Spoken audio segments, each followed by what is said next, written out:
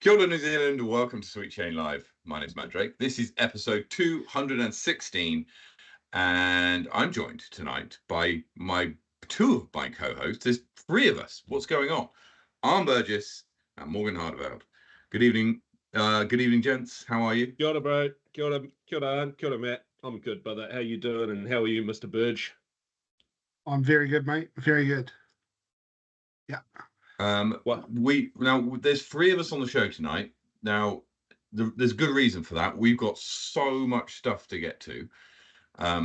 There's been a whole heap of stuff in the news and stuff that's happened over the last week, and so that's why we've invited the chairman of New Zealand Disc Golf and temporary sometimes host of Sweet Chain Live, Mr. Robert, B. you can say it, mate. You can say it. The brains. The brains of the operation. Yeah, I guess. I'll allow that. I'll allow that. So yeah, we got a whole bunch of stuff to go through. We're going to go. So we're going to start off with hot scores. Then we're going to go through. The first thing we're going to talk about is the new PDGA proposed rule changes for 2026. It's going to be a while before they come in, potentially. But these are rule changes that have been proposed. They're sort of being chucked around at the moment, and Arne's got a bit of insight into that. Then we're going to be talking about the Australasian Open, which was launched this week. Very exciting. You probably know it by a different name, but we'll get to that in a bit. We're going to talk about the NZDG Tour winners. Obviously, the end of the tour season was the end of May, and Nottingley, which is typically the first event of the new season, is this weekend.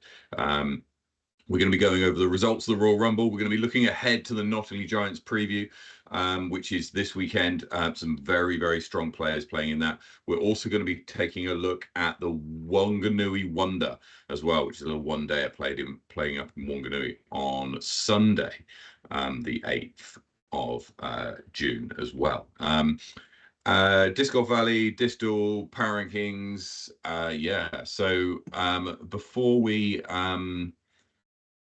before we put a chat amongst the pigeons, gents, shall we start with hot scores? Yeah, 100%, mate. I'm ready to kick into those hot scores. But what I do want to say is, and I do just want to say thank you very much for Burge joining us. He's usually the man that fills in for me when I'm not available. So thank you for when you do that, Burge. But as Matt said, guys, we do have a big show tonight. So having this third person is going to be all the more beneficial to us and you guys to get all the information across that we can. So yeah, going to be a great show, guys. And I'll kick us off down in Queen's Park for our hot scores, as we do every week. Let me turn that sideways. And we're going to see Mr. Hayden Edgley, Mr. Smokey, Pete Mackay, and the Queen of New Zealand Disc Golf, at least in Invercargill Disc Golf, Alison Tweedy, all shooting a 13 under this week, Matt. Then we head over to Chingford, where Troy Broad and Nicholas McDermott shoot a 5 under par. Sean Aitken gets the keys at Brockville this week, shooting a perfectly even par round. Josh Walker comes up to Queenstown, hits up Flight Park, shoots a hot 5 under par. Mr. Adam Swan shoots a spicy 11 under par at the Queenstown Gardens before we head over the hill to Lismore Park, and Mundo McDisc yet again shooting a hot 12 down to take the keys.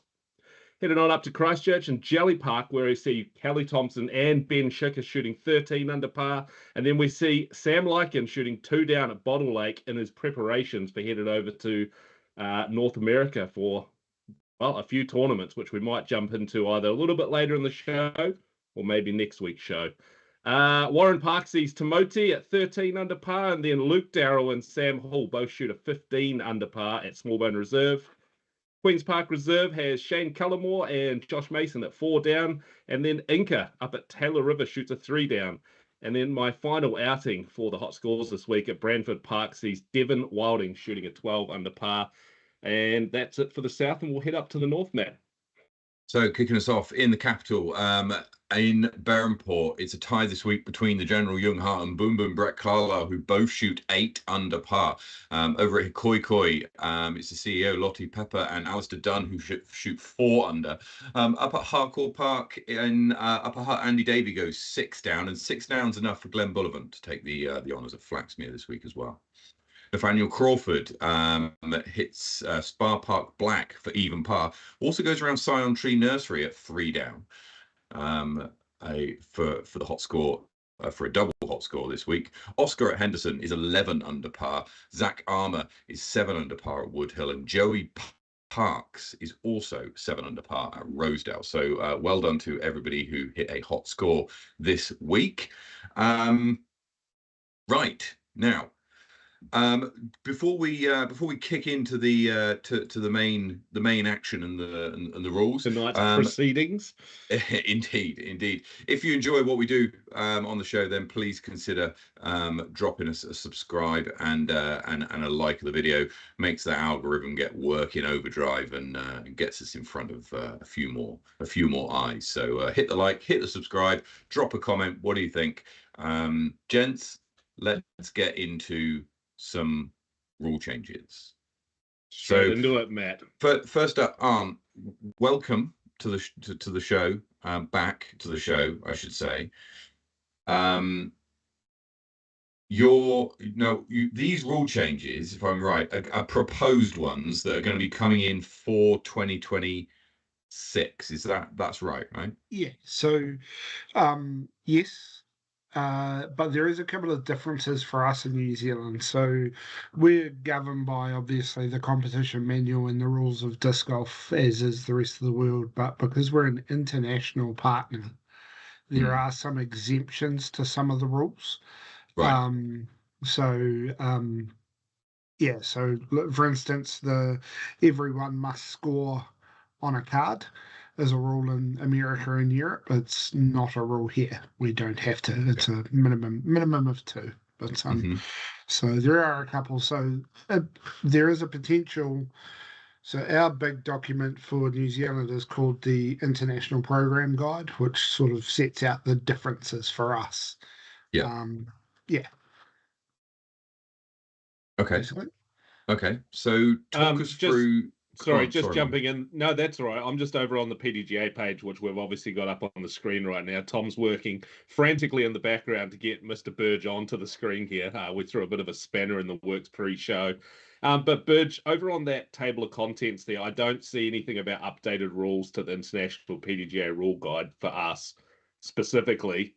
With these rules that are proposed, if they get changed, will we see any of these come across the international rulebook for us, or will that be in discussion with you guys and the PDGA before anything happens? I mean, I'd like to think that I thought that we wouldn't have much of an impact on the international rules at all when I first joined NZDG, but actually there was a big one that came in this year to the International Program Guide, and that was to do with the minimum pro purse payout that was required for a B tier.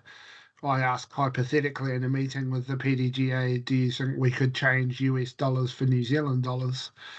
And the PDGA just went, oh, yep, we'll do that. And when they changed it, I thought they were only going to change it for us, but they changed it for the entire international community. So we do get to feed in on some of these rules, but I think there's a couple of these because the competition manual rules. I think the first one that we'll talk about, I think definitely will come to New Zealand. Yeah, I reckon it's a spicy wee one actually. Okay, well, kick us off with the spice then. So have you guys met? I'll ask you because you admitted at the start in the green room that you hadn't read them, but have you ever utilised the benefit of the doubt rule? The benefit of the doubt. The benefits of the doubt rule. This will be the first one that's up there. So the benefit of the doubt goes to the player, right? Is the idea. Idea. I've certainly heard it being used. I don't think I've ever kind of called it myself on like a play that I've made, but I've certainly said, yeah, nah, you're probably right, and kind of let things go, right? That's almost certainly happened. So what the PDGA are saying is that the benefit of the doubt rule never actually existed.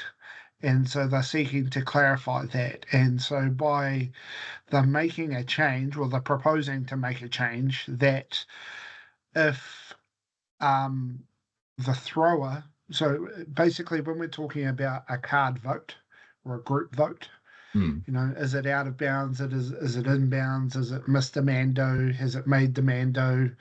So on and so forth. If there's contention, then generally there'd be a sort of a vote on what do you think, and then the majority rules. Yeah. To avoid the benefit of the doubt rule being applied, which is a fake rule, they're saying that if you're the thrower of the disc, then you don't get to vote. Right. So Right. if we'll include Tom in this, if I throw a disc and we're having a bit of an argument about whether it's inbound or out of bounds, Mhm. I'm not allowed to be involved in that vote. Right. Yeah. So that's one of the Okay. things there. However, to avoid people being able to avoid ties, what they're trying to do is they're saying that if you cannot abstain from the vote, so you must vote. Yeah. So you and Morgan and Tom have to vote whether my disc is in or out. Right. Now, in the event of a tie, so in cards of 3 or cards of 5, then I'm allowed to vote after that if it's a tie. Okay. So I think it's quite an interesting change, but it's very similar, but it just takes it takes some onus off of some people and puts it back on everyone, I suppose, as opposed to just maybe one or two. And then obviously that last part, abstaining from a group vote, is a courtesy violation. So even if you were miles away, you know, the other side of the fairway, and didn't see the shot, you still have to come and have a vote on what your opinion is on the matter. Based on the available data you've got, right? Exactly. Which may not be very exactly. much. But so there's I've watched a couple of interviews on podcasts that the PDGA did, and there's a couple of scenarios that got put through to the rules guy, and they said, what happens if, say it's a Miss Mando? What happens if I don't watch it? that's a courtesy They pointed violation out because you're actually not that's a following. courtesy violation. Yeah, You have to watch your other players throw. Yeah, you should. So, and then is it 2 courtesy violations as a penalty stroke? Your second one's a stroke, I think. Yeah. You get a warning. So the other one, I mean, we won't go into depth with this, but when it goes down to some interpretations, the really spicy one comes: the thrower is not allowed to coerce their fellow card mates to agree with them. Come on. Come on. Exactly. And so the thrower is only allowed to appeal to the tournament director or a rules official after the round. Okay. So I like this. To me, I like the rule. Don't know what you guys think of it. Morg? I mean, I don't mind it. Like, I mean, it paints a pretty clear picture, really.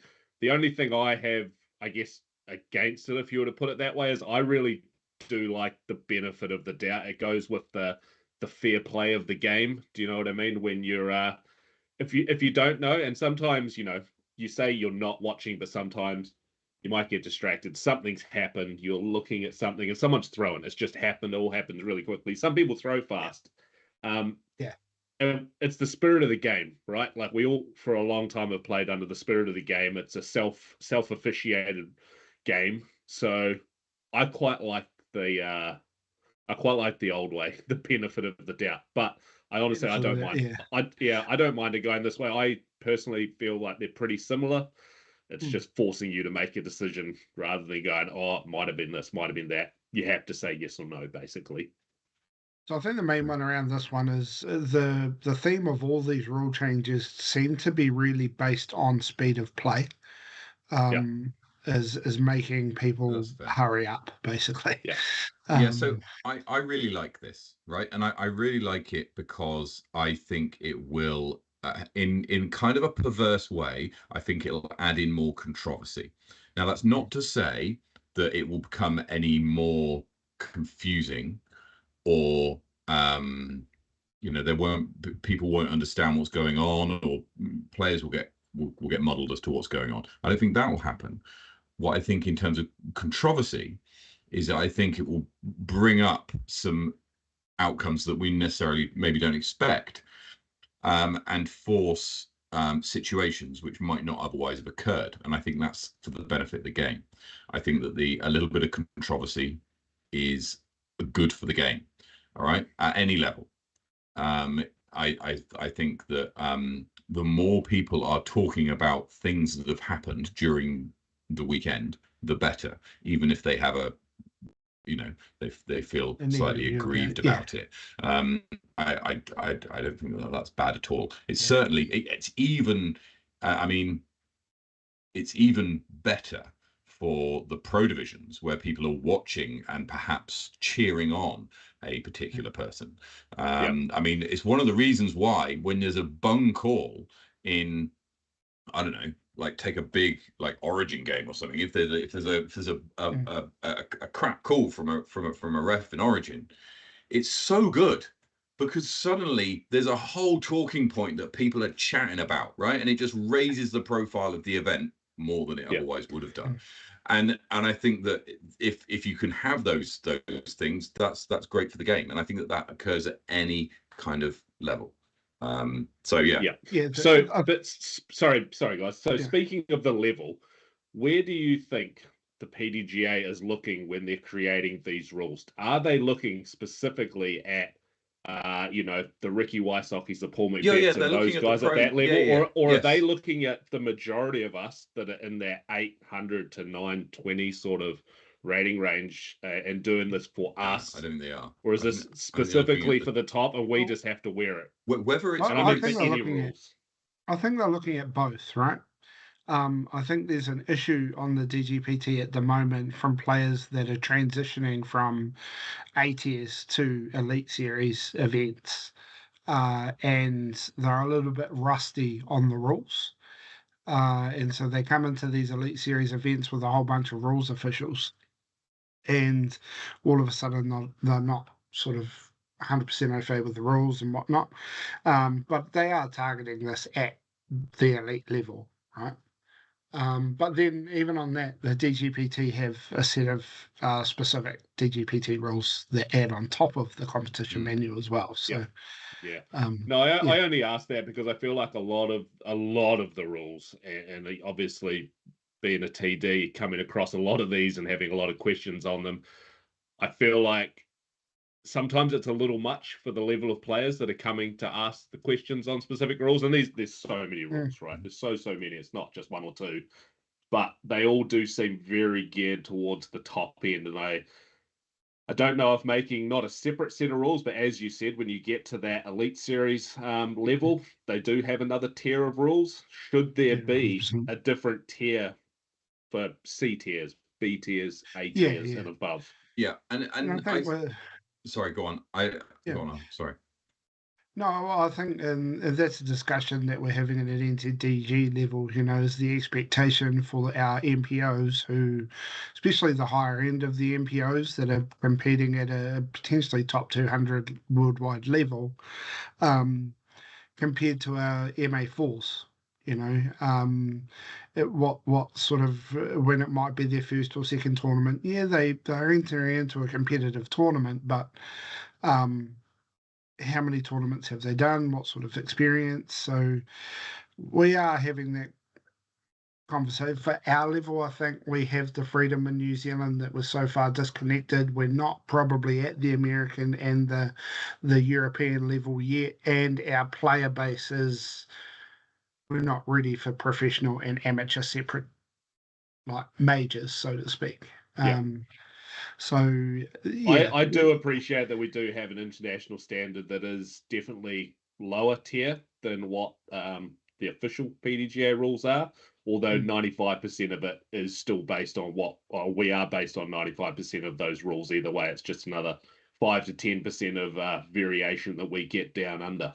But I mean, even so, this particular rule I think is great because it forces the potential. There is the potential there for a deciding vote from anyone else on the card who's obviously not the thrower, could be making the deciding call on whether a disc is in or not. And I think that's a good thing because it makes people make decisions, right? Yeah. So I And mean, this is what going back to the players are always coming back to the TD to check on the rule. The TD should really be going back to the player and say, what did the card decide? Mhm. And because quite often at the moment, these players are coming to the TD, they're looking at the decision on the course and going, let's take a photo, let's throw a provisional, let's, hedge our bets, and then we'll go ask someone else. Yeah. It's What all a bit needs kind to of happen, soft. because this avoids the situation. There's a situation a couple of years ago. I'll call out the tournament. It was Sub-Zero. There was a creek, right? It was quite clearly a creek that was OB, but there was one branch that stretched from inside inbounds over the creek and I into the know the creek, and the branch. disc landed on the branch in the creek. That is OB. The player is pretty confident. No, it's touching something that's touching something inbounds. And so The grass is connected to the ground. Yeah. That's yeah, rubbish. That's rubbish. That's Yeah. play. Well, I If mean, you it if was you want an sorted out example then, of if but you want an example of poor spirit of the game, that's it, right? I Yeah. mean, forget about the knowledge of the rules. That's just bullshit. yeah. I've heard So those this kind of calls avoids that, before. and what we should be getting our TDs to say, rather than to stop talking about the benefit of the doubt, you just say, make a call as a card based on what you collectively know is the rules and the specific instructions that you've been given for that hole. And if there's still contention, then you can come and I can clarify what the rules were. It's funny though, because that particular rule is not like something that you change for a course. That's just a general rule, right? That's not course specific, not event specific. Yeah. That's just someone not understanding the rule itself. Yeah, true. Um, Anyway, there's lots of rules, so let's move on. Just before we move on, because I think this is quite a good one.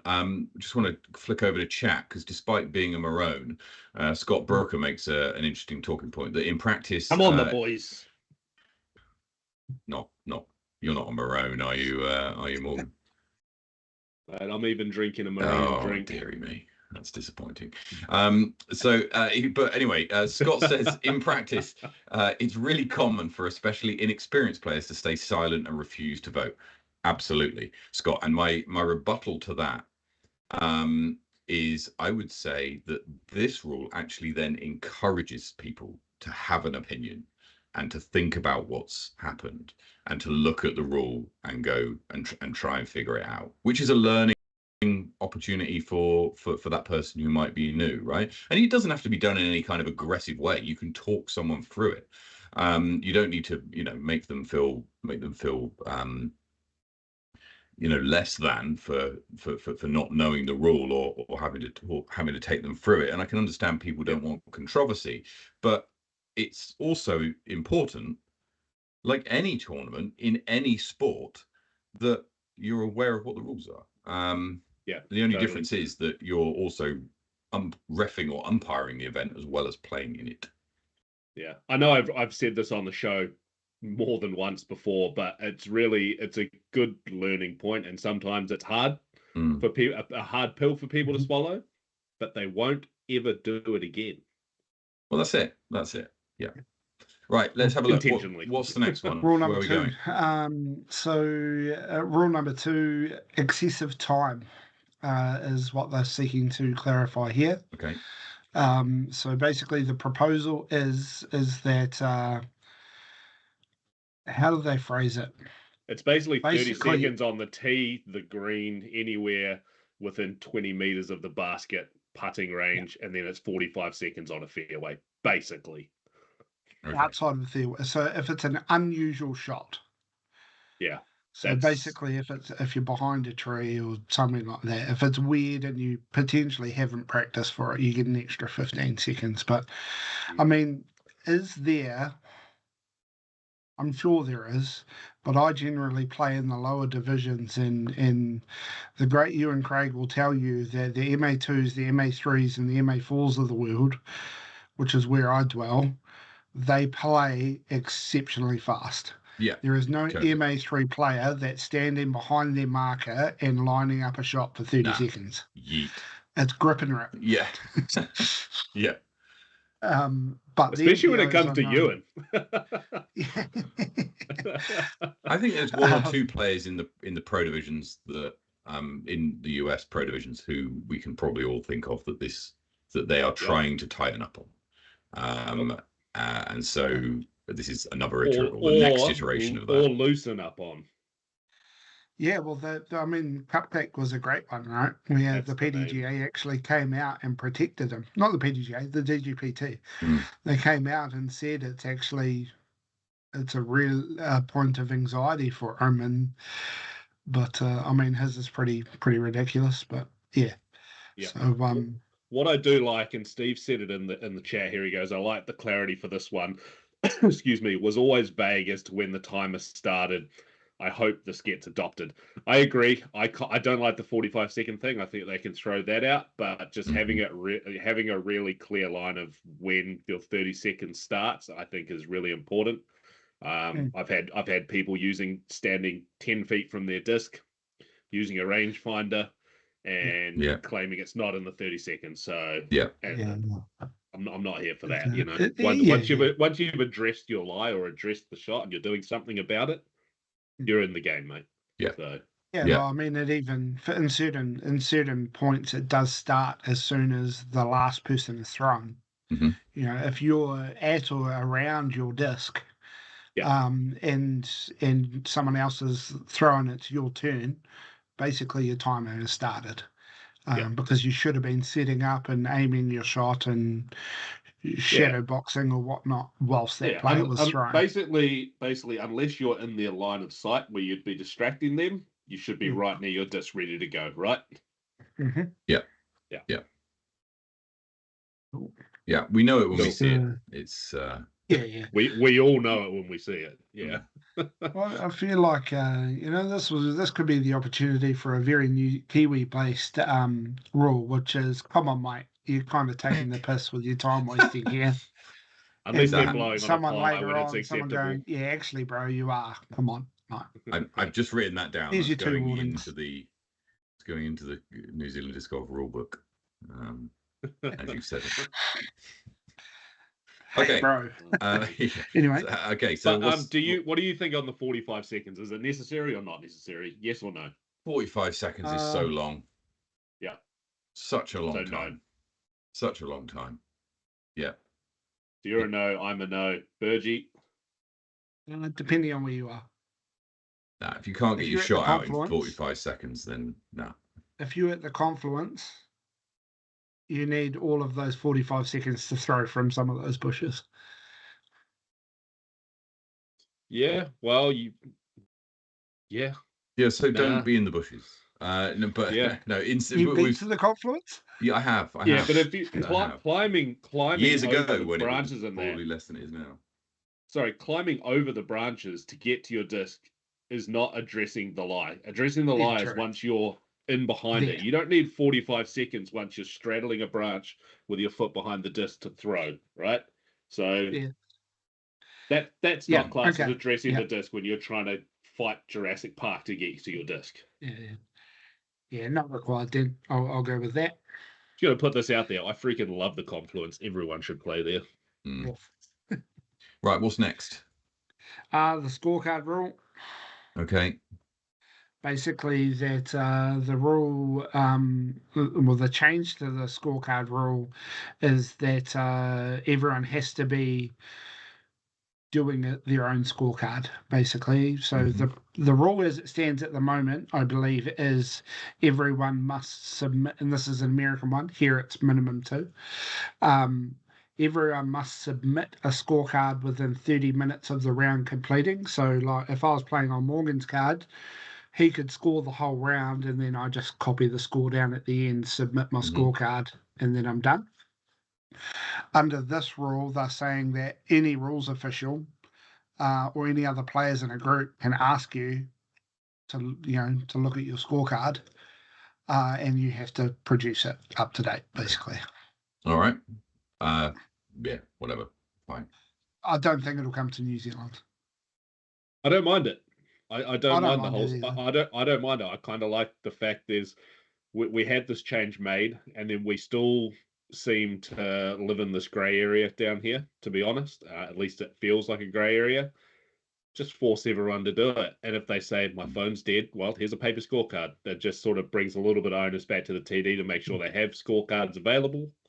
And it says in there that if an official comes up to your card, I'm not reading it in front of me, I actually can't find it there, but I did read it before. And if an official or tournament director comes up to your card and goes, please produce your scorecards, you have to have that on you and up to date. Yeah. Otherwise, then you're and there. disqualified. Otherwise, you're disqualified. Mm-hmm. Yeah. I mean, it exists in golf. So Yeah, it's fair enough. yeah. Mm-hmm. Rule after that is the provisionals rule. Provisionals rule is just basically a clarification of what provisionals are allowed, or what examples of good. Basically, they're trying to encourage the use of provisionals, but be very clear on when they're allowed to be used. So this is to stop especially on a poorly designed hole, if 4 players are throwing discs and they're landing in an area where you don't know where they are, that's potentially 12 minutes worth of searching of discs that is allowable under the time limit. So what they're saying is that you can throw provisionals, and in what order you should then use that set. So it's just some clarification.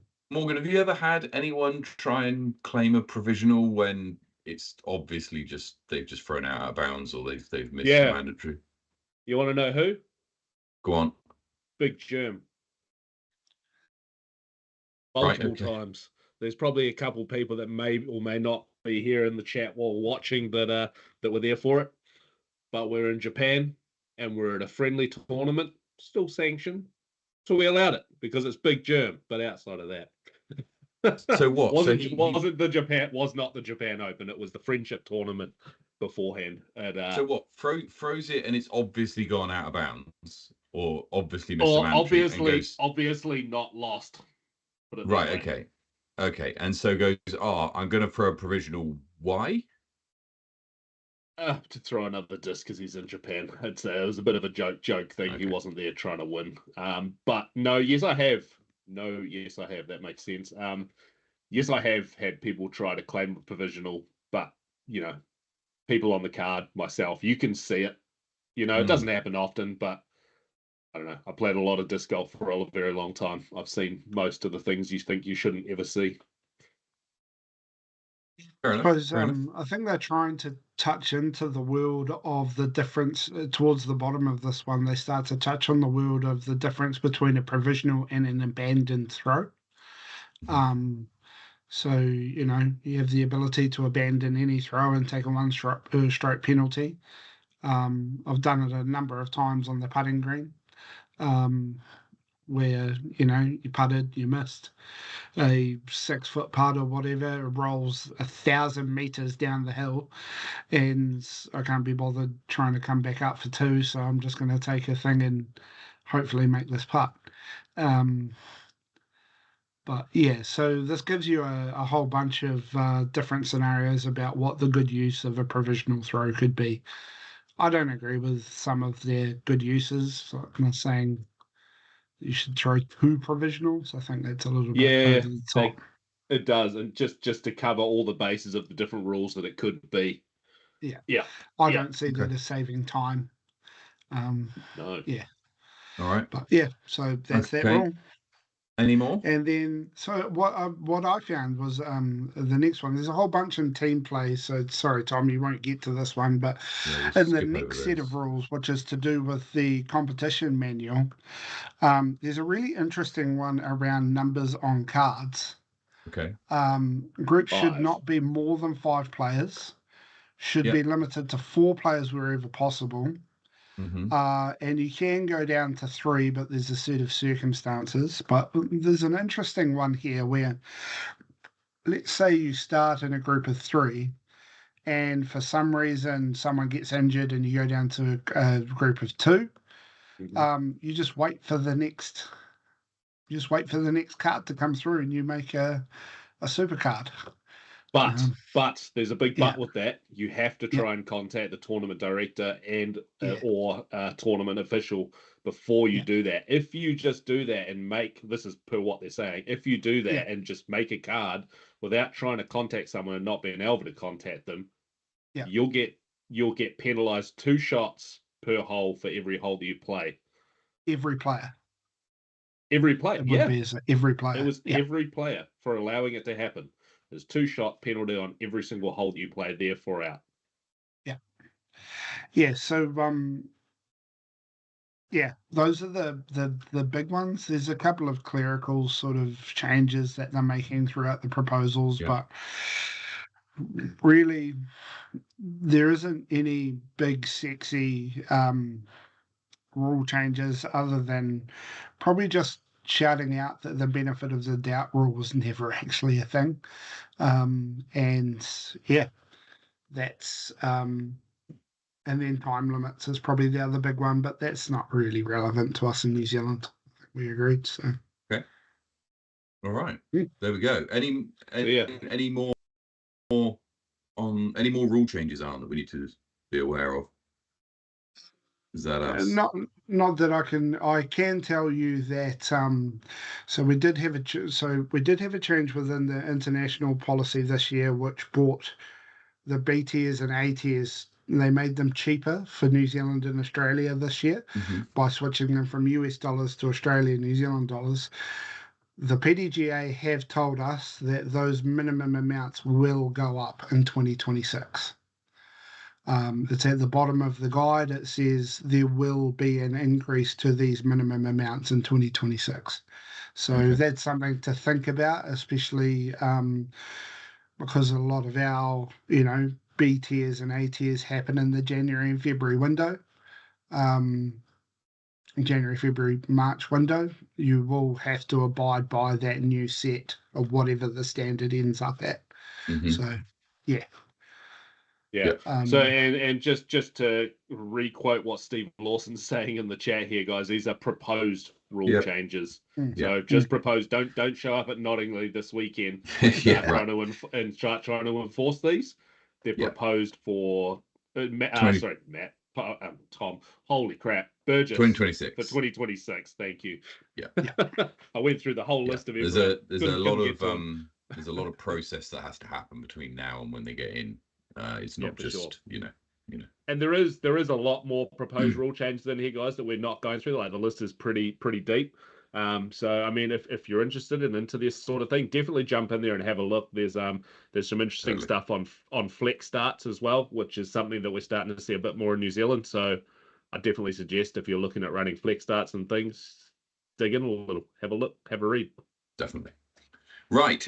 Next up on the agenda is the Australasian Open. Now, you probably would have seen the launch of this. You will very much be aware of it. Morgan, you probably saw this as well. This is the Topor Classic. Has been had a rebrand to the Australasian Open Disc Golf Championships. It will be held in Topor on the 16th to the 18th of January. It's going to be the feature event of the 2026 Tour Down Under Series, and on the NZDG Tour. There we go, chaps. What do we think? They've got a pretty sharp looking website. I have to say, most of the stuff that we've seen on it so far is looking pretty good. I am literally just trying to find the website. I've just Googled Australasian Disc Golf Champs. Can someone send it to me, please? Sure. Australasian Open. I think, I'm checking chat. Hey, look, Steve and the club reached out to me a few months ago and sort of suggested this idea and got my thoughts on it, and we had a bit of backwards and forwards around how many. I mean, I think my potential question to him was like, how many people actually use the word Australasia? But look, I think you can see within their marketing and their content where they're trying to pitch this tournament. They're trying to pitch this tournament to an international audience, right? And the benefit for New Zealanders is that we potentially get to go and play in a high participatory an event with high international participation, right? So It's clearly targeted at the international market, showcasing, I mean, people are very biased, but probably I'll say sorry, Steve, one of the best disc golf courses in the country. You just may say otherwise, but we're biased down in the south, mate. Showcasing that, and I mean, we chatted about the Topol Classic this when I went up this year, Matt, and big fan of the club, big fan of the tournament. A little bit, not gonna lie, I'm a little bit sad that the Topol is going to be missing from the title name. But but then like most New Zealanders don't pronounce it correctly, let alone even know what it is. Do you know what I mean? Whereas if you're in America and someone says, "Oh, do you want to go and play in the Topol Classic?" You might go, "That's a strange name for a place, but okay." And if you hear, "Oh, do you want to go and play in the Australasian Open?" Far more likely that you've heard of Australasia and know it to be a continent of sorts. Yeah, I say that kind of wincing because it's not really, but you know what I mean. It's an area that people know, and so I think you're absolutely spot on. That is, it's appealing to that to that international audience. Sorry, I just want Steve Lawson comment. Topol Classic will live on. We will run it as our second tournament later in the year. There we go. Well, okay, that's good. That's good to hear. I hope it doesn't take the place of the Topol Thermal Throwdown, the AM event, which occurs in October, which is we're going to need confirmation on that too. We are going to need confirmation on that, because I'll be disappointed if the Australasian Open kicks out the Thermal Throwdown from the calendar. I'm sure. Look, this is one of the things. Look, Topol is a club. They run an amateur-focused event. They run a junior-focused event. And they're running a pro tour level focused event. If they're able to add an extra offering in there around, just a New Zealand focused event, then that's cool as well. But there's no denying that there's very limited places in New Zealand that have the ability to market to an international audience like this. So power to them. And it's totally fair enough. I mean, you wouldn't be. I think Topol is really one of the only places that has the facility, the quality permanent facility to be able to put a stake in and claim this kind of continent open. Do you know what I mean? It would be very difficult for anybody else with a straight face to be able to kind of claim it. And so including Australia as well, right? Like including Australia. Yeah, I've not played in Australia, so we're not competitively, so I can't comment necessarily there. But look, it looks great. I'm going to do my very best to get there this year. It's normally a tournament that's relatively easy for someone in Wellington to get to, certainly in comparison to some other places. So we'll be looking to try and get to this one. Now, I'll pop out and grab my laptop charger. Sorry, gents. No, go for it. I was going to say, on the subject, just walk up the hill, Burge. I'll see you in a few minutes. Whilst Arne is charging up, Morgan, you will have seen potentially the announcement from NZDG that they are seeking, or rather re-seeking, applications for nationals. So nationals will no longer be held in Tauranga as it was initially awarded to. And NZDG are now seeking more or interest on where to host it. This is in addition to looking for interest for North Island champs as well. And did you have some thoughts? I don't know if you can hear us. No, I can hear. You can. Yeah. Did you have any, Arne? I wonder if you have any thoughts on this about nationals and when it is. Typically over the last couple of years, where nationals has been integrated into the Tour Down Under, it's being held in this kind of mid-January to end of February window, which coincides with the 4 to 5 weeks that the TDU is on.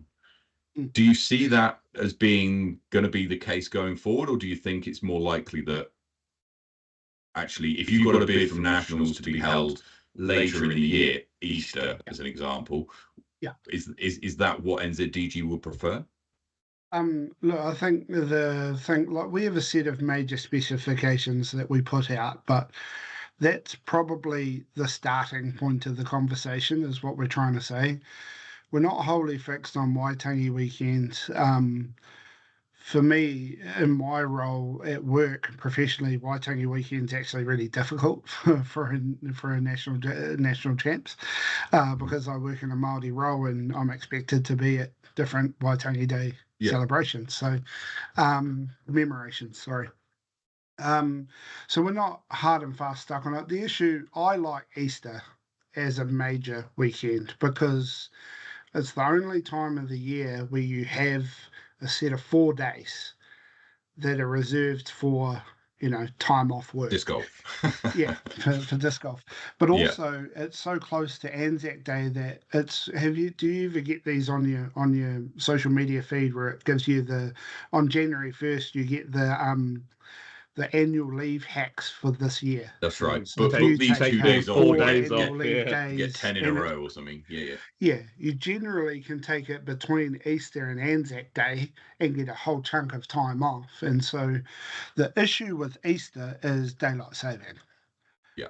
Quite often, especially if Easter's, because Easter can be in like mid-April, can't it? Right, as well as mid to late April, as well as being mid-March. So I think if you went to try and make it Easter, it would be difficult. Sorry, I just reading through the chat, just there's a couple of things there. There's a reason that there's not a tauranga anymore, public knowledge. I think Ewan was a little bit quick to announce tauranga. Tauranga expressed an interest in nationals under their last board, but the outgoing board chair, Quinn Suppers, did say, look, I'm probably not going to stand again, so it's really up to the new board whether they take it on or not. And then the new board, I'm pretty sure, was a pretty wholesale change on their board, and nationals is a pretty tough undertaking to take with the new board, right? So they just sort of said, look, we don't think we're quite ready for that just yet, on top of the extreme, which is their big commitment to their community. So we're not trying to hide it. I probably should have made that reference in the post, but so look, we're open to anything really, but there are very few weekends that there's only really one public holiday weekend in that January, February, March window. And our constitution I believe it's our constitution, does say that our majors need to be held in certain periods of the year. So let's spitball this then, chat, guys, and also in chat. Who's going to host nationals? Where's it going to go? Who's going to take it on? I think where would you like to see it? Ewan is going to run South Island Champs. Ewan is going to run North Island Champs. And Ewan is going to run Nationals. And it's all going to be one event across 11 days. Right. Okay. That's great. Where? Like Soames Island or something? Just some intermediate kind of... Stewart Island 6-holder. Stewart Island. We go to Chatham's, like, sod you all. Look, I just want to add into there as well that I think a 300 participant nationals was amazing for disc golf in this country, but has potentially set the bar enviously high. And this is a really good point you're about to make, and I'll just question it to you, right? I'll just reword it and question it back to you before you even say it. Does nationals need to be an out the gate spectacular event, or can it just be a normal event, probably not a C tier, but something where we're celebrating the sport and we still find a national champion through a great competitive nature of the game? No, exactly. it needs to be a spectacular event. It needs to be the showcase of the country's disc golf. And how about, so I don't disagree, and I'm going to ask that again in this situation when we're now on June the 6th or 5th, whatever way around that goes. Oh, the 5th, June the 5th, when we're looking 6 months down the line and expecting someone to run a nationals. Yeah. So yeah, look, we need to make a decision by July 1st is the thing, because of the way that we set our rules. You need to open registration at least 4 months before. So we're setting July 1st as basically the expectation. But I will counter your position, Matt, around it needs to be a spectacle, needs to be basically the pinnacle event of New Zealand disc golf. My question to that is, what does that look like? Is that a 300 participant event? No. That must be two courses? Let me be clear. Yeah. Let me be clear about it, right? And there's actually, just before I clarify myself, there are some comments in chat which I'll very quickly go over. Johnny Ferrari says we would definitely like to do Nats again. It does take a lot of work and planning, so we'll prepare in the future, but definitely encourage others to give it a go. I'm taking that as Johnny saying I want to do it. I don't know about you. He's not, and I'll just say it right now. I have it in writing, and I'm sorry, Chad, if I'm sorry, Johnny, if I'm putting it out there. They want it in 2027. Okay. All right. Because and this is going against what Johnny's saying 2028 in the chat, right? he wants.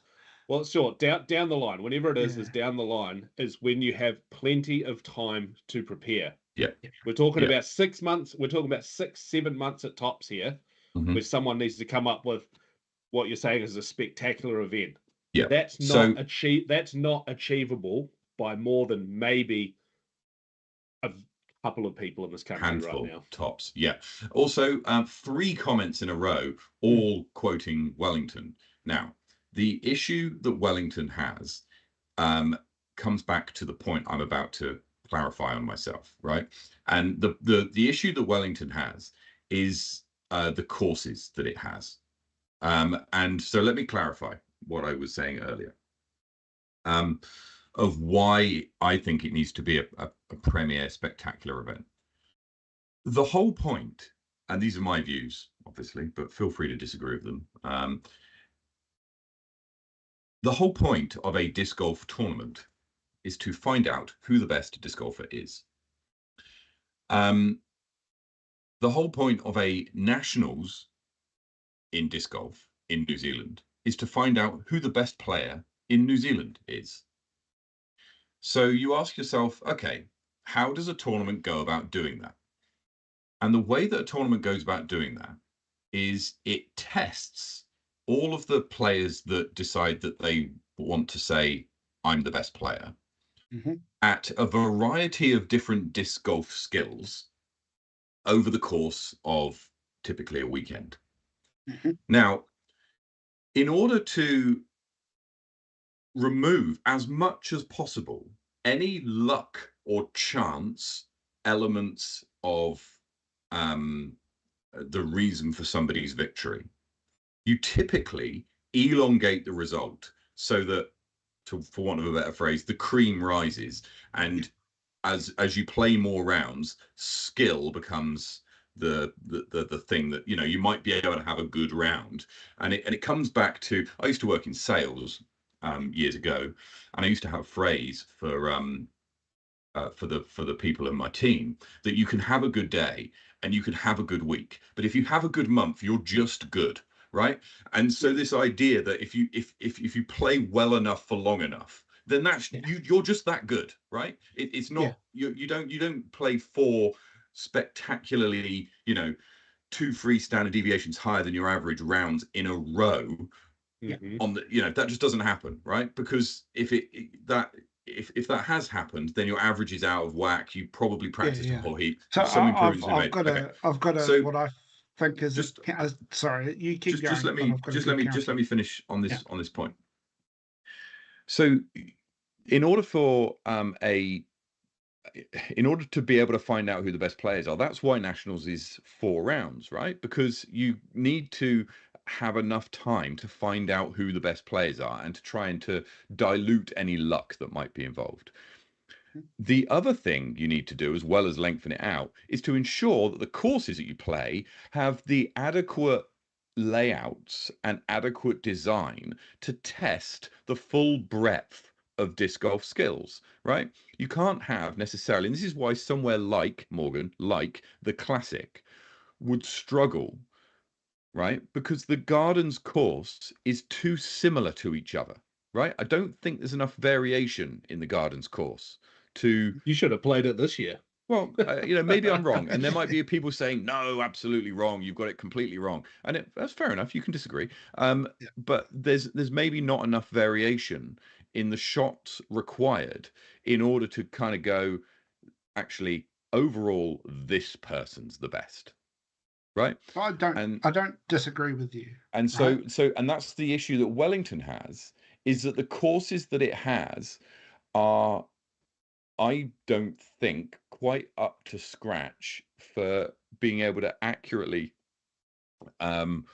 discover who the best disc golfer is. And so yeah, that's the issue. That's the issue with Wellington, and also why I think it needs to be in a spectacular, it needs to be a thing. So that's not just. I'd like to pause you both just to read one comment and then hook back into it, because Brett Carlisle's talking about what you're saying. He said, let's list the locations / courses that could actually host the Nationals in New Zealand. For as many courses as we have, it won't be a long list.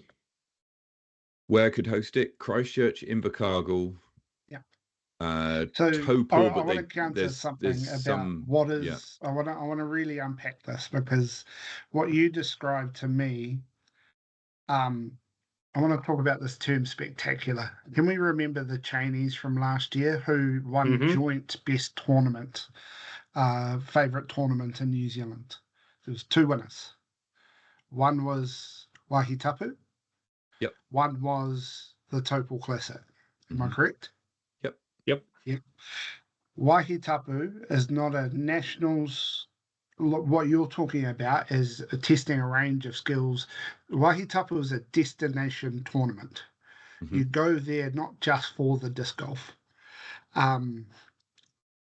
Topol Classic is you could call it a destination tournament as well, but as of recently, you go there because of the quality of the course, and potentially you might get to see a few pros as well, right? Neither of which courses, maybe, Topol, they have some long holes and some short holes, but Waihi, when Generation makes the most of the limited amount of space. So what I'm saying from an NZDG point of view, I think you're correct. If we were at the level that we could hold a professional disc golf championships separate to an amateur disc golf championships. At the moment, New Zealand disc golf's not at the point where we can separate those tournaments out, I believe. Yeah. And no, we don't have a big enough MPO field. Only on the pro side, yeah, exactly. Yeah. Only on the pro side. There needs to be a balance between the test of skill and the player experience, right? So I want to counter the Wellington. Wellington is limited in options, but you don't have to stick with the course that you've got. You can change it, right? You could bring in a different TD with a new view on things and maybe change some baskets up and put in some tee pads and make use of the space that you got and just run something a little bit different. There was the example of the Classic from this year where Generation came in, hosted it for the first time, put a little bit of the old in, a little bit of the current, a little bit of new, and it just completely changes the aspect of the thing. I think, to me, when you say spectacular, I think of Wahitapu and Topol Classic. Waihi because of the outside of disc golf player experience, hot tubs, player parties, skins matches, all of the extra add-ons make that tournament what it is. The Topol Classic was an incredible place to play. It had all the scaffolding and the jumbotrons, and the players pack were actually in a branded box. There was all the little extra touches of hole marshals.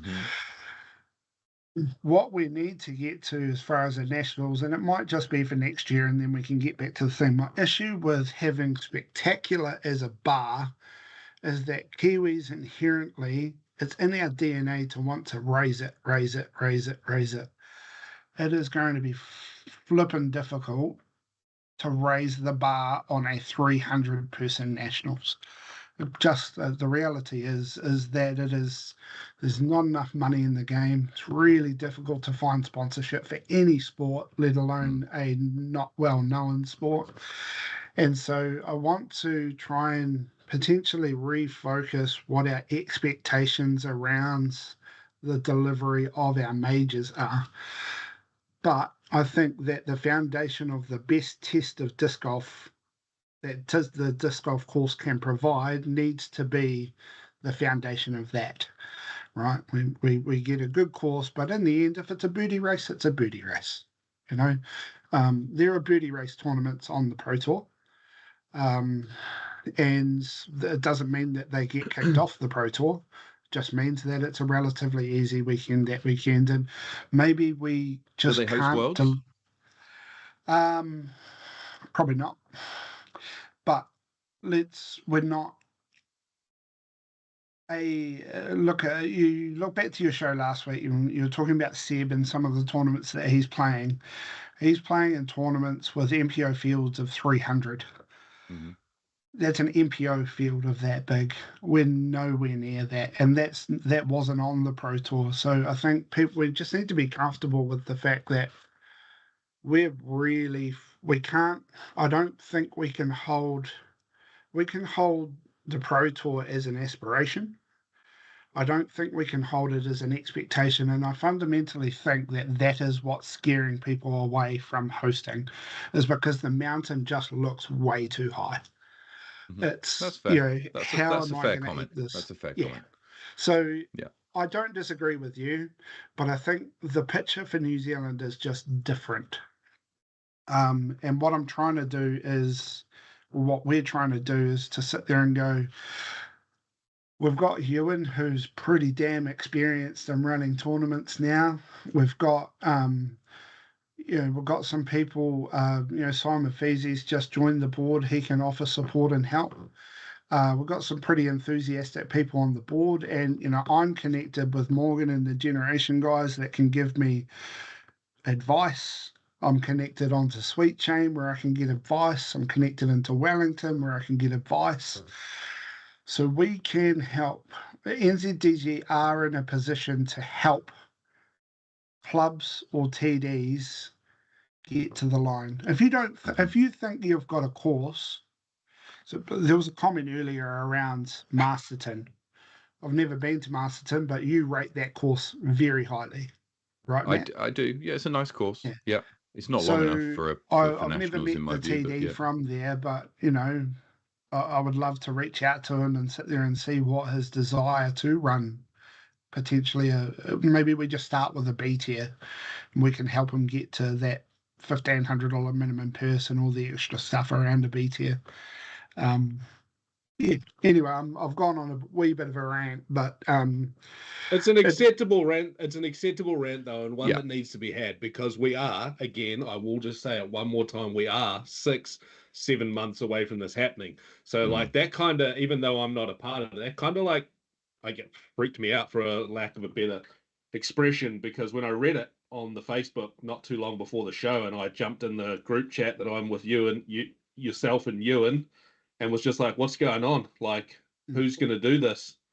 And, the question said from Ewan, I guess it might have been you or Ewan, said to me, why don't we take it to Roxburgh, for instance? And I was just like, like, it's so much work to have to do that. Like, I've got Wahi Tapu at the back end of the year in November.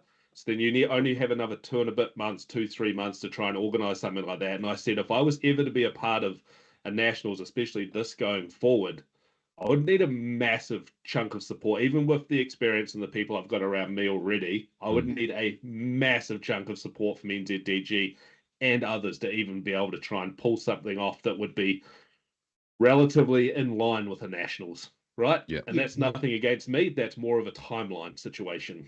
Yeah. So I think the reality is that if we do come to an agreement for Nationals, I do think it is going to be in one of that short lists that Brett is talking about. Around a Christchurch or a Auckland or a Invercargill or something like that. I think that's likely somewhere where it's close to an existing disc golf course that you can utilise some of the infrastructure there. Because we have got a limited amount of time, so we do have to run it relatively on a slightly lesser budget, right? We can't probably afford to pay 10 grand to a golf course to hire their course for the weekend. But maybe we're able to, invest a similar amount of money into adjusting an existing course somewhere in the country to make it a B tier standard course. It might not be the best of nationals, but I mean, I'd quite like to play a nationals where I can feel like I'm not going over massively over par.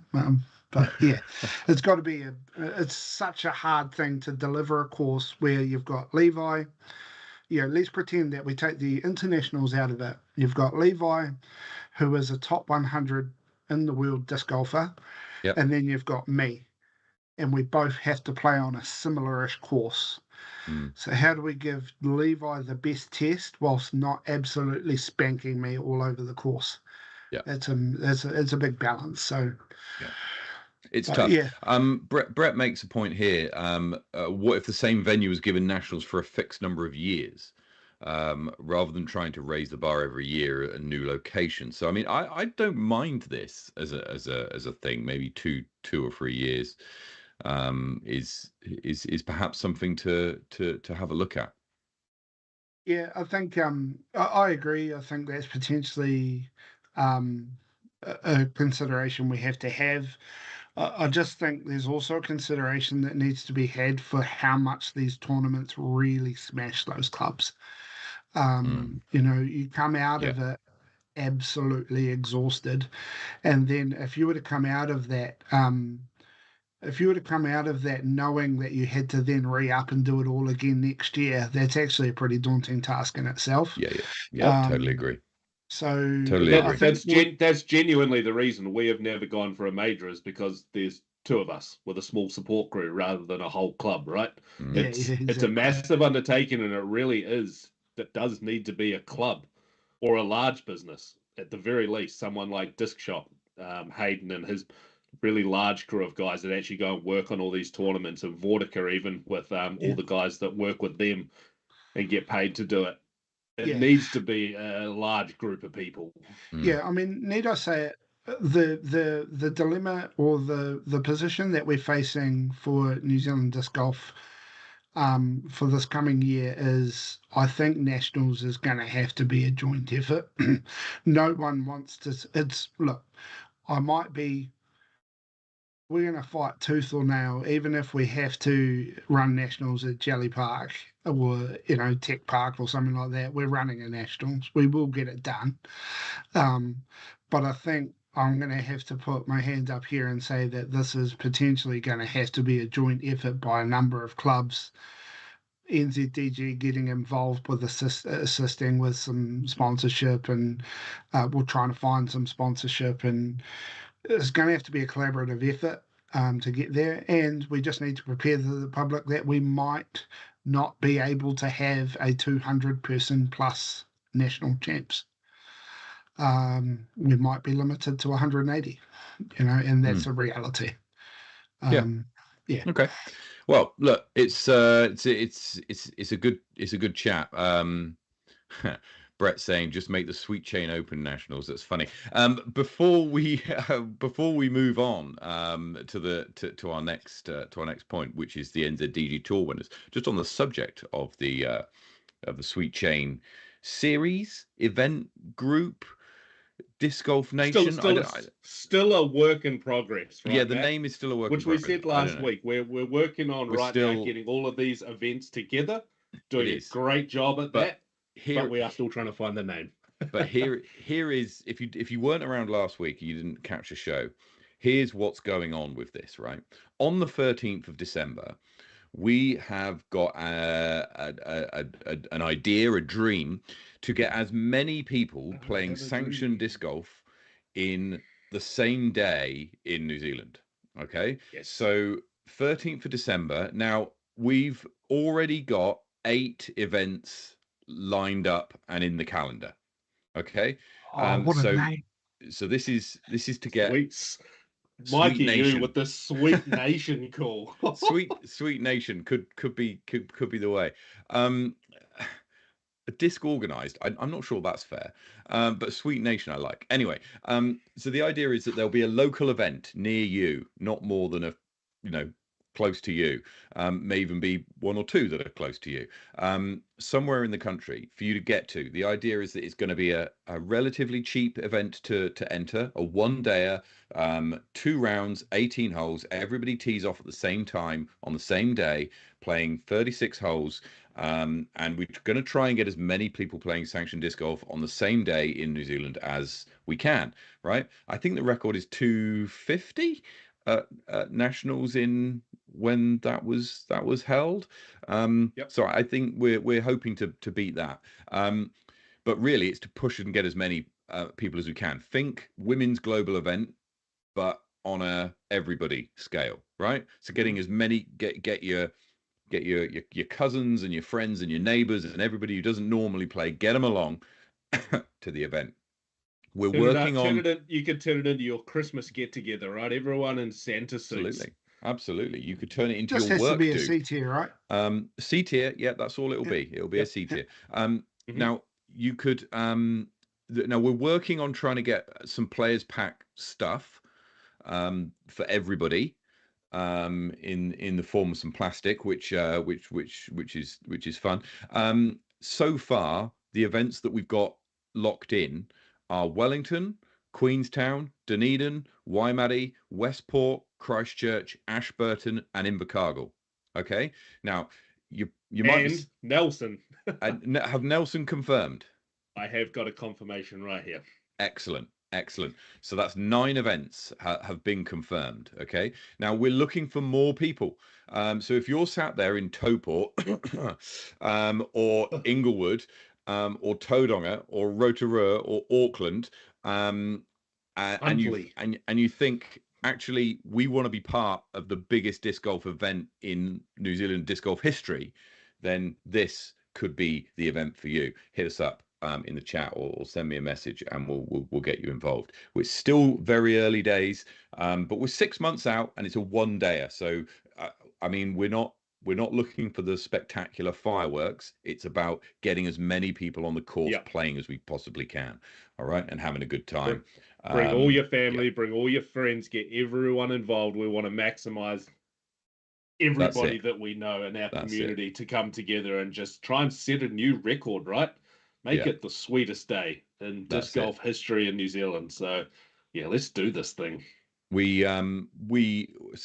that's the idea.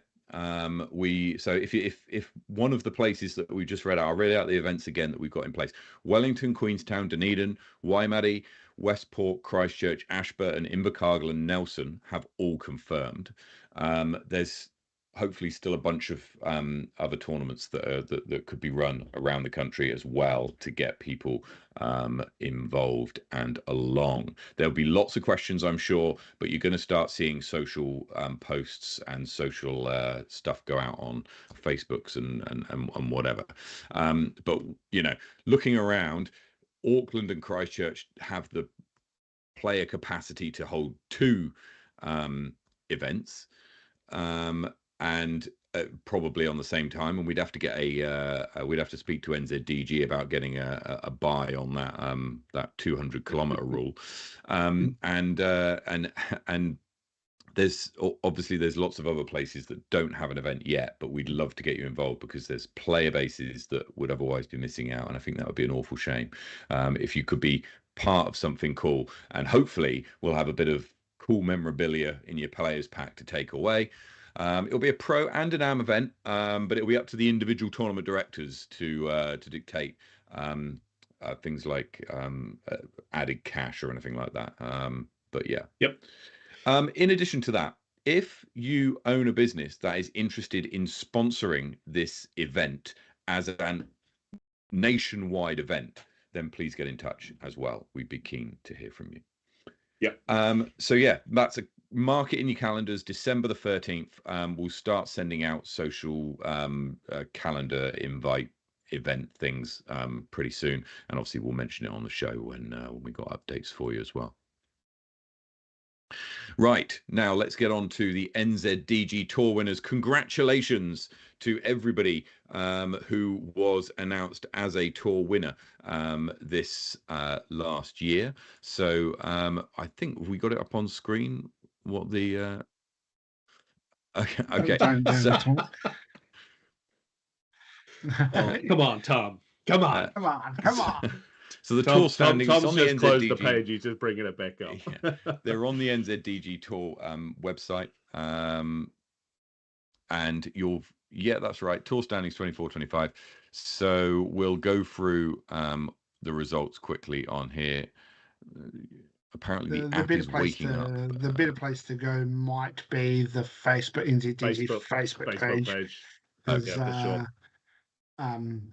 Yeah, Ewan has been getting some tutoring from his kids on how to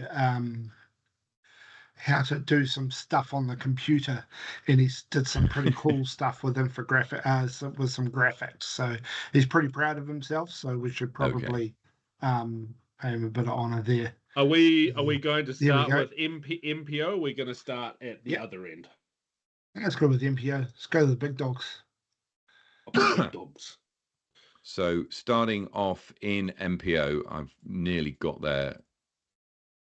Oh my word, I'm nearly here. Francis Orange goes. Francis Orange takes out the title. Yeah. He wins over Levi Stout. Now, you might be thinking, how did this happen? Quantity over quality. No. So okay, so yeah, what's happened here is that the events, Levi played fewer events than Francis did. And the events that Levi didn't play but Francis did, Francis won a lot of those events. And as you know, it takes your top 6 scores out of all of the events you play, irrelevant of how many events. You play 6 events, it's taking those 6. You play 20 events, it's taking your top 6 events, right?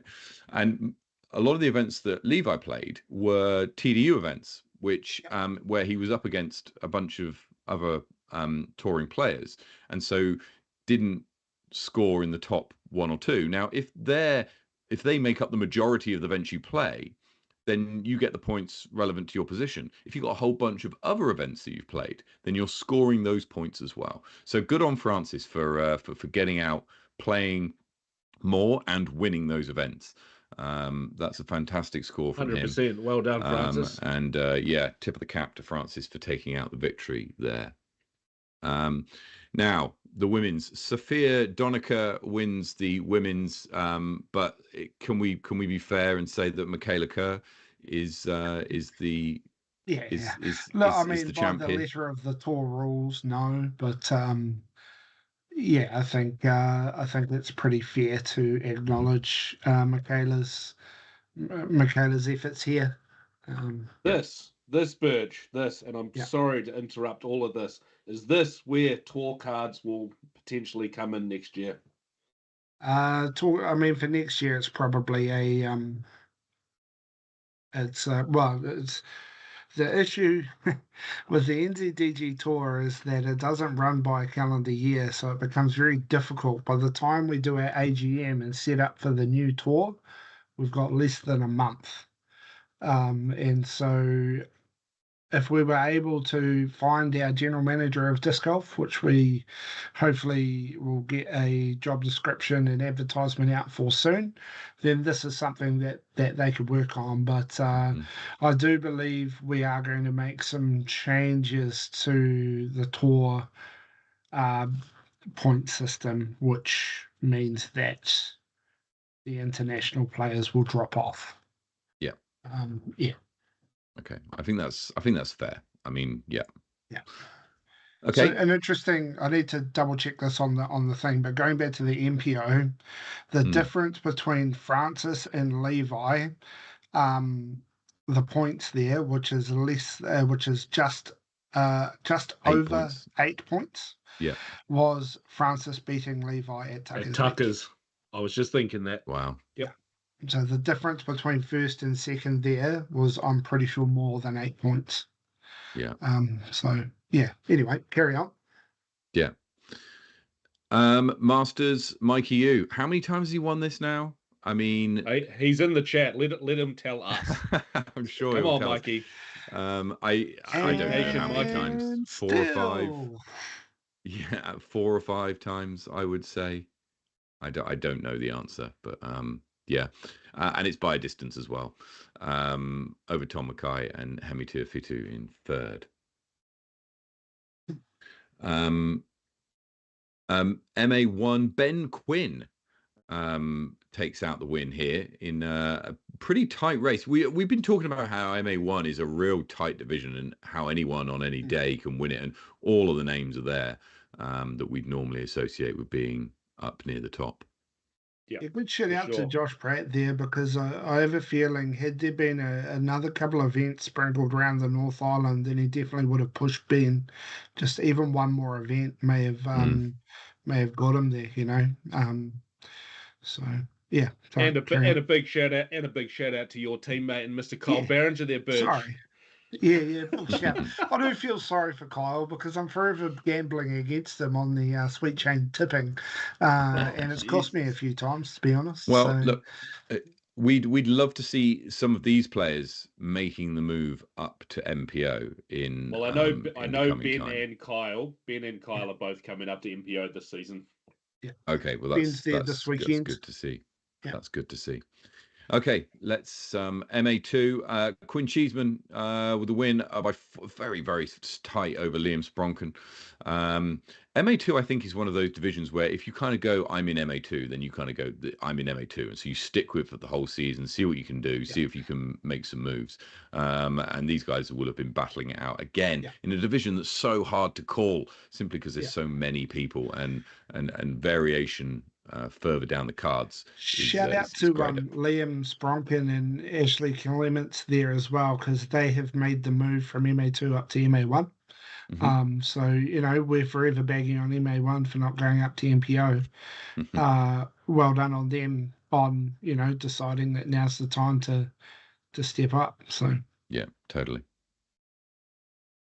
MA3, MA4, Luke Wilson with the win here over Brian Hourigan. These are some of the players that you kind of think that. Then there's a bunch of juniors here: Nick Muir, Damien Snowball, though, and younger players who we would expect perhaps in the future to see coming up into MA2, MA1 this next season, right? Here's a question for me, and the question for the chat potentially: do we need an NZDG tour for MA3 and MA4? What do you mean? Like do we need to have them? Like, do they care? Like, there's a genuine question. Oh, yeah. I don't know if anyone isn't. Do they care?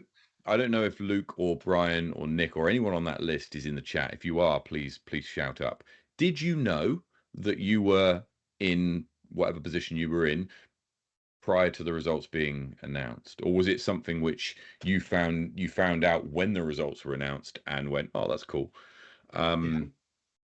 Yeah. Whereas some of the other divisions, Mikey definitely knew where he was for most of the season. I suspect that Francis and Levi, etc., also had an idea of where they were as well. Whereas I don't suspect that there's many players. Also, it made me realise that my changing divisions haven't helped me because I got beaten by you in an MPO this year, which I'm massively Yes, dark Ewan. about. Shot Ewan. And I don't know if this is a feather in the cap because you don't play a lot of disc golf, but I will shout out that both of us bet Henry, so I'm happy with that because Henry's a really good player.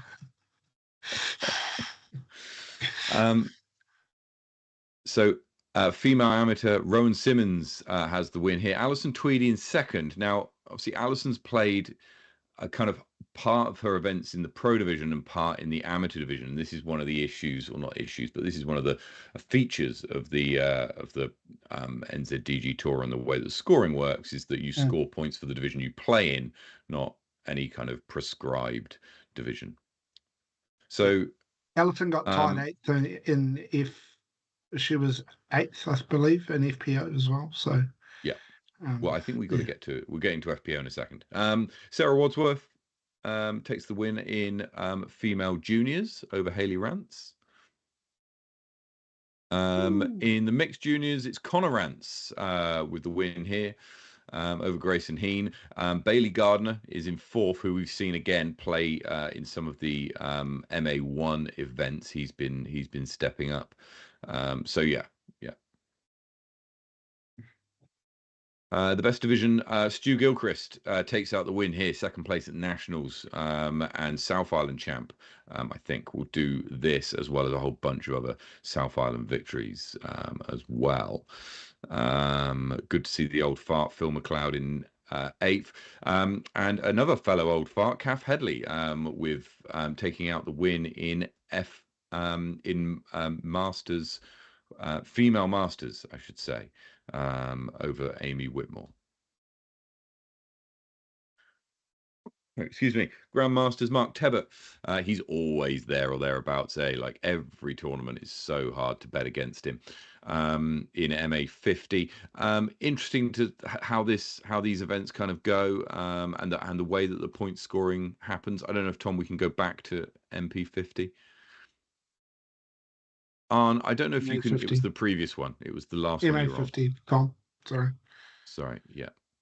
I don't know whether you can run through it, Arn, as to how you decide what division people are in. So generally, because the way that the algorithm works and pulling it down, it basically does go via the what division you play in, right? So it pulls your result out of that and categorizes that. If we do need to change you, then that needs to be manually entered. So that does require you sort of emailing us and me sort of asking Michaela Nicely, who runs our system, to do it. And but it's all down to the scoring groups, whereas I believe you want to tell me off if I'm wrong, but I do believe that we're getting rid of scoring groups next year, so you won't see a whole bunch of different divisions grouped into one. Okay. All right. Yeah. Next up, Grandmasters for female is Janine Frost, with a fairly comfortable win over Donna Cormack there. And senior Grandmasters, Wayne Doyle wins over Andy Brewster. So again, this division is just getting bigger and bigger, right? And there's a couple of players down the bottom there, Chris Sinai, Bob Gentle, Des Cooper, who play in other divisions as well. So yeah, that just goes to show that sometimes the points are spread out over several divisions. Senior Grandmasters, Jenny Joint takes out the win here. She's been on the scene for a long time and takes out another national title. Simply one of the nicest people in disc golf that I've ever met. Just going to put that out there. We love you, mate. I've not met her, so I look forward to that day. Incredible lady. Monty Westrup wins the Legends division, MA70, MP70. So well done to everybody who won the tour. People, you can stay in track for your 25-26 standings on the NZDG website, right? Yeah. So I think the standings will stay throughout this Yeah, so last year's tour results will stay for this year as well, so you'll be able to, you can check Yeah, back but no, on but that. what I Your mean running is, tally. yeah, Your running tally, yeah, you can follow it. It's not so basically, in order for the points to update, we have to wait for the TDs to submit the report, Yeah. and then the machine, and then we have to enter it, and then the machine has to do it. So I see. don't check it after every event, check it sort of a week later, and it should be updated. And if it's not on there, then make sure you reach out. Okay. Now, there was an event played last weekend. It was the Royal Rumble, which was played in Auckland on King's birthday weekend in Auckland at the Orchard. And in a pretty tight MPO division, Ollie Webb takes out the victory by 3 strokes over Mark Dakiv, Josh Pratt in third. In MA1, Mike Foley is the winner by 8 shots over Byron Salisbury and Luke Humphreys, tying for the podium spots. In FA1, Charlotte Dunkley was in her own division, but was up against Edwina and Laura for the overall. Edwina pipping her to the post by a shot in FA 40. In MA 40, it's Owen Mandisoza who wins by 7 shots over Steve Scarborough for the win. MA 50, Chris Kingsnorth, wins by comfortable 11 strokes. And in MA 2, Matthew Huang wins by 6 strokes over Levi Gojak. Down to MA3, Oscar Davis Key wins by 4 strokes over Glenn Edley, Sam Clement, and Tyler Williams, who all can't decide who is going to finish in second, so they all do. And finally, Libby Darrick takes out the win in FA3. So well done to all the winners in Auckland. Now, the first event of the tour series is this weekend in Nottingley. And I have to say, it's a stacked field. We're going to have a look at we're going to have a look at Nottingley first. Now, don't forget that you have been granted your stipend. So everybody has been gifted $500 coins, and you'll also notice that the opportunity to see other people's bets has been taken away.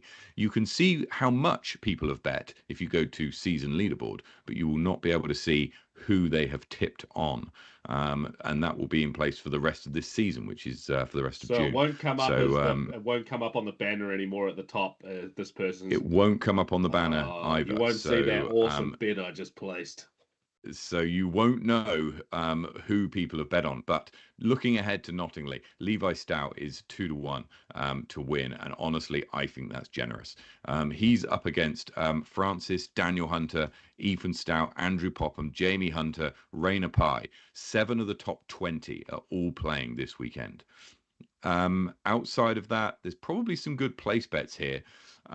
Gin, maybe a good place bet at 13s. 100%. Morgan, would you agree? Yeah, 100%. I'm just. I think it's time. It's time for the Hunter brothers, one of them at the very least, to take down Francis and Levi at the same time. Okay, let's see. It's going to be interesting. It's going to be it's a real tight battle to see. The Stout brothers up against the Hunter brothers, and then Francis and Andrew Popham. Don't look past the fact that they are fresh off the back of a tandem Sweet Chain show where they are riding cloud 9 after that. Indeed. Wouldn't it be bizarre? Do we think we've ever had a double brothers lead card? Stout brothers, Hunter brothers on the lead card before? Wow. Has that ever happened? I don't probably never has. That would be up to the Sweet Chain team to look into that one. Oh my word. I've just, what's that? It hasn't. No, it hasn't. It's never happened before. So they've just checked. Good research. Let's have a look at in FPO. In FPO, Hayley Flintoff is the narrow favourite over Alison Tweedy, and Michelle Simpson is in third favourite of 4.3. I think it's probably between those 3, but honestly, they're so tight between the top 4 or 5 players in the FPO division. Is so close at the moment that it could be anyone. Yep, could be anyone's. Morgan, you're gonna stake a claim? Yeah, but man, if you're not going to let people see what I bet on Sweet Chain Live, then no, I'm not going to tell you what I'm doing. Cards close to the chest. MP40. MP40 is another really, really good division. There's some top players in here. Tom McKay, Hemi Tiafitu, Matt Pritchard, Jay Puki. All of these players could take it out. 12 to 1 on Jay's not a bad price, I don't think. Any thoughts, gents? Sorry, I'm in the middle of another sneezing, but second one of the show. Sorry about that. Okay. Hemi. Okay. Yeah, no, I think that's fair. And odds of 5.4 is quite attractive as well. Looking down to MA1 now, someone told me that they were going to be betting the house on Joel Maunder. So you know that could well be a good shout. He's priced quite easily favourite of everybody, and even the place odds of 2.1 could be the best price there. Bailey Gardner and Dwan Fisher. Two other players who are going to be vying for the lead. Not sure we've seen Bailey do it in MA1 yet. He's obviously dominated the junior division, and since stepping up, did he not do it at like the other week? Funds for Finland, I think he did all right. Maybe. I'm just looking it up right now. MA1 first at Funds for Finland. So yeah, so he won Funds for Finland and Winds of Warren. The Winds of Warren. Yeah. Okay. Well, maybe being unfair then. But you know, he'll be there. He'll certainly be there or thereabouts. And along with Dwan, Kevin Carpenter, all the players that we just mentioned in that in the national tour results. Let's go, KC. Let's go up the big dog. Too many trees for Kev, mate. Too many trees. Into FA1, Hannah Joint is the favourite here over Jessica Guy. I think again it's probably between those two for the win. MA40, Stu Gilchrist is the favourite. Lance Essen is second. I think it's probably between these two for the win. Although Ed Waddington will probably have a say in lead card. And Jason Mark, I think, is probably undervalued as well. Yep. I think, the Grizz, Stu Gilchrist is going to get this one done this weekend. FA40, Marie Cummings is the favourite over Tina Himmel. Oh, I don't know about that one. Don't know. What do you reckon, Marie, in chat? Are you backing yourself? Jessica Robert in third, Harriata Nehu as well. So it's going to be a tight division probably between those four. We shall see how that one plays out. Into MA50, Mark Tebbett's the favourite. Akira Kuro and Tim Stewart just after. Errol Nye at odds of nearly 10 to 1.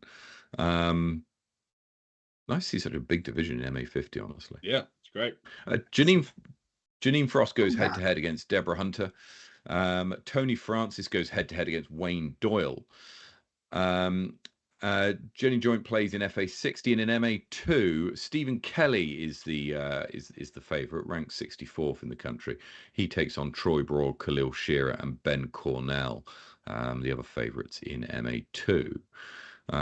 Looking further down that list, Brian Hourigan is a name we mentioned as being as placing well in the tour, so could have a say in the podium positions. And even Joseph Ball at 20 odds of 26 to 1. That's large odds for him.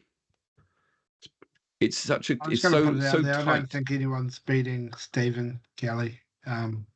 Why is he sandbagging? Stephen Kelly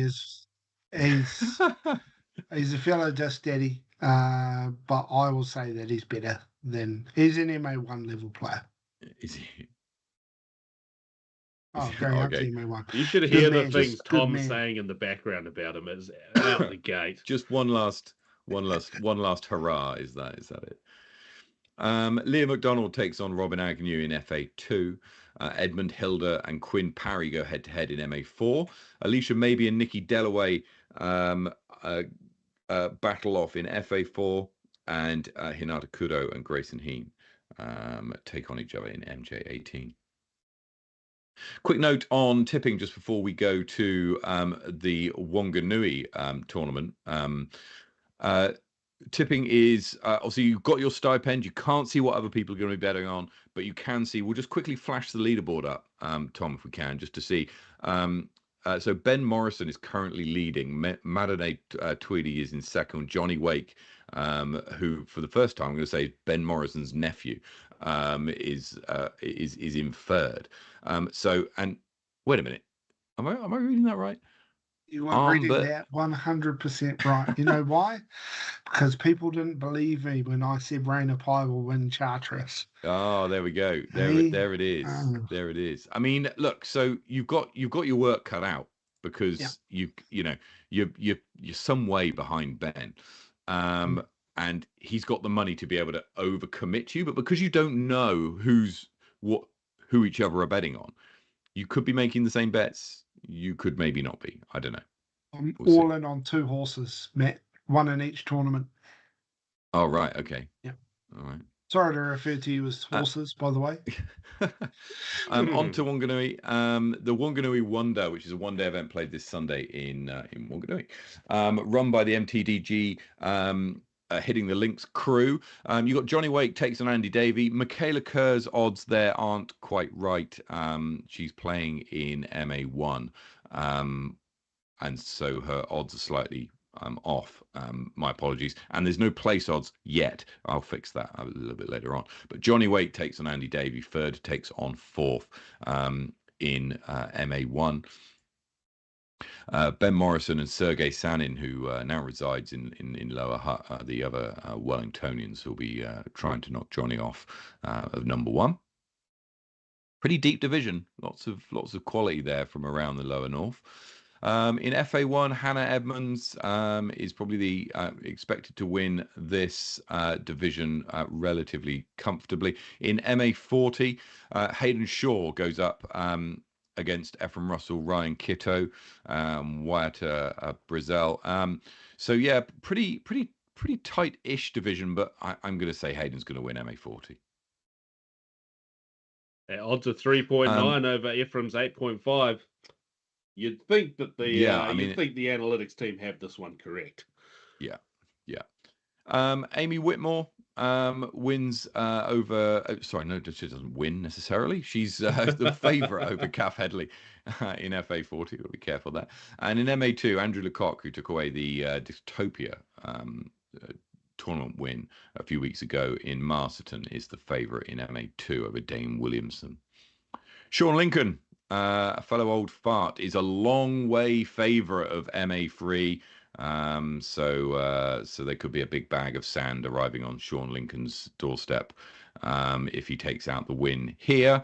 Abby Packer goes up against Audra Mason, and Jack Richardson and Kyron Lincoln, Sean's son, is the favourites in MJ18 as they take on the McLeod brothers and Eamon Prasser. So yeah, that's your tipping for Wanganui. Get involved. Now, Arn, we need your help, right? Because actually we've been doing pretty well on this, apart from last week where we failed. Well, a couple of weeks we got it in 2, didn't we? Yeah. So I might be overstating it, and maybe whatever. But anyway, let's Arn, kick us off. What are you going to start with? A wave, an MVP wave. Wave, very nice. Please, unless you've got it correct, please don't be MVP. It is MVP. Oh my word! Oh my word! I have not done it already. I don't believe that. That's the first time that's happened. For a second. No. What are you going to say? That's what ridiculous. Are you going to say? I don't do distal. Okay. That's ridiculous. I don't do distal. That's what. How many discs do you reckon? Can we just get some odds on that, please? Yeah, I mean, how many discs do you reckon are in here? Like 200, something like that. That's probably a bit more than that, actually. That's I'll see you after the. Well done, Arn. With luck like that, I'll see you after the show for a Cindy, mate. Yeah. Yeah, that's it. He's got his Keno on for this weekend. That's mental. Right. Okay. Well, with that, let's head over to Disc Golf Valley, which Arn has probably played more than one time today. Let's have a look at the scores. Arn with 3 under, Kelvin's 10 under par. That's incredible. Very well done. Brett took the birdie on hole 1 and then went home. The Butler on plus 10, producer Tom on plus 5. Blindsided 3 down. This week goes to Kelvin. Congratulations. Well done, Kelvin. 10 under par is incredible. Heck yeah. So finally, we're going to have a look at the power rankings after the Royal Rumble that occurred the weekend just gone. Just a small movement in the ladies division. Edwina Mandasozzo moves up 3 spots to 11th. And in the men's division, Ollie Webb is up 2 to 13th. Mark Dakiv drops 2 to 16th. Is there any other movement there? No. So that's it for today's show. Please, I do have one thing else? before you do get to that. I would be remiss if I didn't use my place on the show to benefit myself in some small way. Guys, I've been spending money on my house like an absolute silly boy recently, and I'm selling some of my nicer plastic over on the NZ buy sell page on Facebook. So please get in there and help me pay back some of the silly stuff I've been spending on my house. Pretty cool stuff, but expensive. So yeah, jump in there. And as Matt says, like and subscribe. Excellent. Yeah. Okay. Drop a like, drop a subscribe. That would be absolutely brilliant. If you could, and look out for the Sweet Chain. And we'll come up with a name. There were a few in the chat there that I really liked. We'll have a look back and pick one that we like the look of. Otherwise, there's Wanganui Wonder this Sunday and Nottingley Giants. So very best of luck to everybody playing in those events, and wherever you're playing disc golf, take it easy, play well, get some birdies, and we'll see you next week. Cheers.